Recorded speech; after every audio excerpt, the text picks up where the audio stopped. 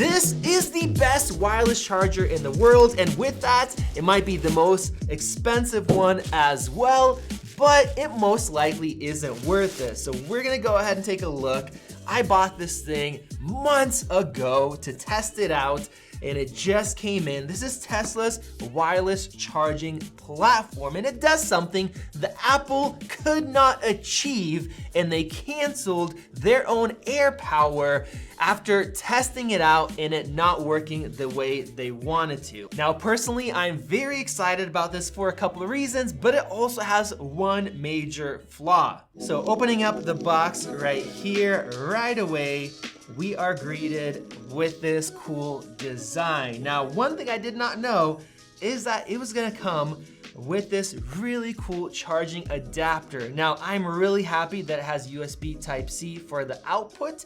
It is not a wired plug, meaning you can use a different brick if you wanted to. You can replace the cable. A lot of these nicer chargers have a dedicated built-in one that you have to keep, and if it breaks, you're kind of out of luck compared to USB Type-C. As you guys see, this has a Cybertruck inspired design, which is really cool. I wish they sold this by itself because it's actually very impressive. If we look at it, it actually outputs 65 watts, which is needed for multi-charging here. And if we compare it to Apple's charger that has a similar output, this thing has a much smaller footprint, and it's barely any thicker because it does use GaN design to make it get less hot and put out more power in a smaller size. And as for the charging pad itself, the first thing you see is this Alcantara. This is the same thing that's used in high-end vehicles. You know, your Ferraris will have them, the Lambos, the high-end Teslas will have them. This feels super nice. It's grippy, but you can still slide your things around on here. Feels very high quality, and these edges are all completely metal. This is not plastic over here. So let's pull it out. Okay, wow. That has a lot of weight to it, seriously. Now, looking at this cable, USB Type-C, it looks like you cannot remove it here, but there is a screw down here and probably some screws underneath in order to remove this, and then maybe it is replaceable. I would hope so, but of course you can change out your power brick. Now, I'm really surprised that even the bottom of this is all metal too. It is not plastic, so they didn't skimp on that, which they shouldn't for the price.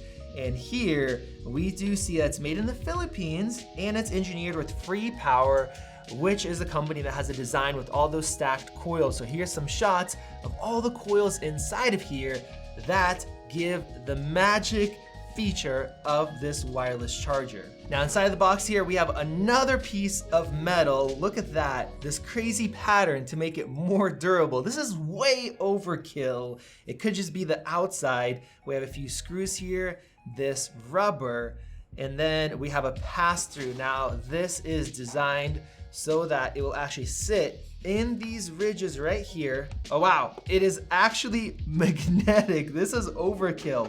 It literally slides into place right there. You pass your cable through these cutouts to make it really nice and neat. Whoever engineered this, they did a good job. And then bang, you flip that sucker over and you got yourself your own Tesla Cybertruck wireless charging stand. Now I'm gonna go ahead and take this base off so you guys can see the test easier. Let's plug it in and let's test it out. Now my phone conveniently is low on charge, and I do have a 14 Pro Max, so as you guys could see, it actually sticks off of the edge here, but right away, bam, it is charging. Now on the front, we have a little LED. It's nice and subtle so it doesn't distract.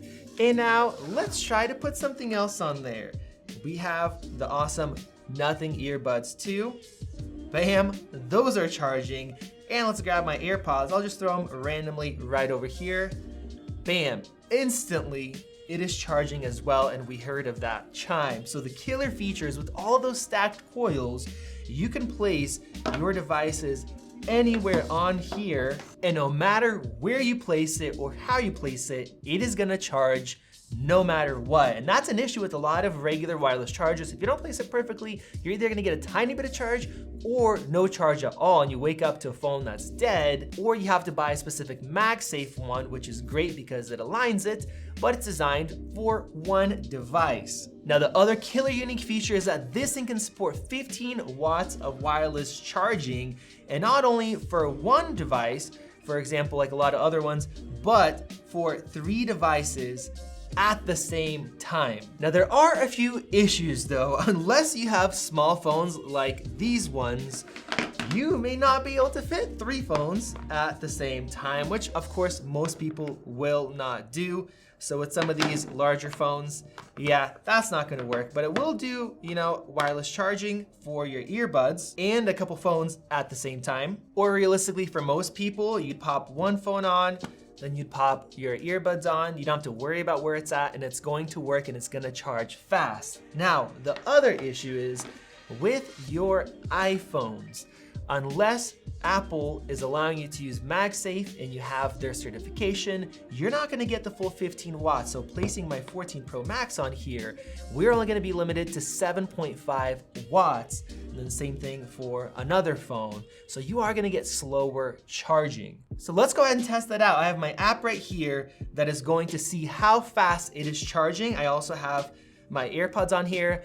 But while that is running, what I think is the deal breaker is the fact that you cannot charge your Apple Watch with this like you can with the 3-in-1 chargers that I have at home.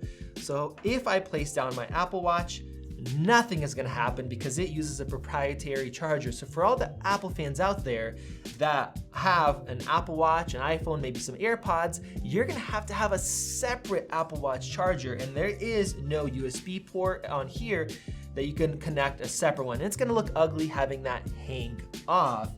Now, there is a chance that Apple could add standard Qi wireless charging to the Apple Watch with the next update. For the AirPods, they added in Apple Watch charger charging. So you have 2, you can use your Apple Watch charger or you can use the regular wireless charging. And so you have that flexibility. That gives a hint that they could add it to the new Apple Watches, and that would be really sweet, not just for this, but in general.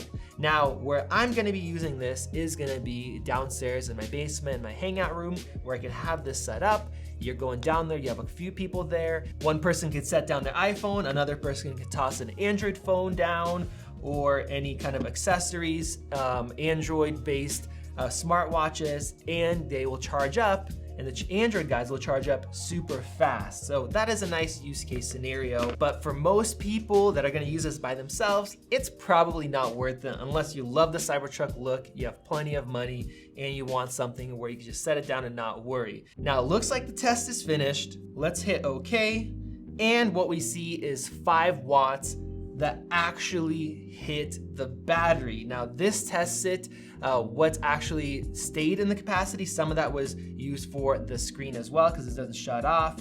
So I've ran this a few times. Sometimes it'll show up as 6, 6.5, and that is normal if you're getting 7.5 watts coming from the actual coil. So don't feel like this is gonna charge your phone super fast. MagSafe will be worth it, at least at the low percentages. But if you're using overnight, it doesn't really matter that much. So you guys let me know what you think about this. Is this absolutely absurd? Is this cool that we do have an AirPower alternative that has crazy build quality, a cool, unique design? And do you wish that Apple still went along with the AirPower? Go ahead and click that circle above to subscribe. Check out one of those videos over there. This has been Max, and I'll see you in the next one.